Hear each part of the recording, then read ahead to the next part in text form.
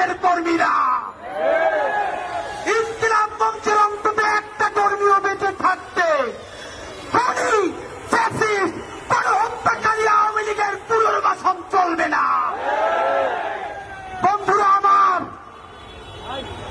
একটা কথা মনে করিয়ে দিতে চাই, এইখানে এমন বোন এসেছেন যার স্বামীকে পিলখানায় খুনি আওয়ামী লীগের তাপসের গাড়িতে তুলে তারপরে আগুন চালিয়ে দেওয়া হয়েছে।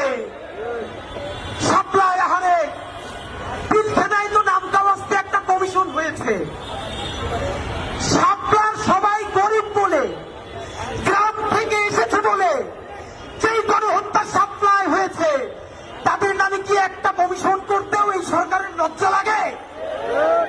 যদি লজ্জা লাগে তাহলে এই গরিব হুজুর তাদের রক্তের মধ্য দিয়ে এই সরকারে আপনার থাকতে লজ্জা লাগে না? বন্ধুরা আমার, বিএনপিকে বলতে চাই, আপনাদের হাতে ধরি, পায়ে ধরি, শহীদ জিয়ার বিএনপিকে দিল্লির দাস হতে দিব না।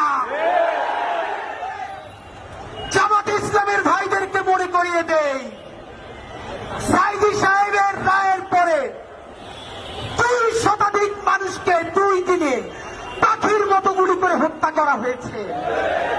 শুধু হত্যা করা হয় নাই, পাখির মতো স্তূপ করে নারী পুরুষের লাশগুলো রাস্তার পাশে রাখা হয়েছে।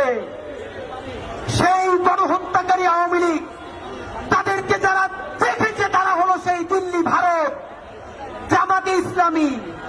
স্পষ্ট মনে রাখেন, সাইদি নিজামীদের জামাতকে ভারতের দাবিদার হতে দিব না।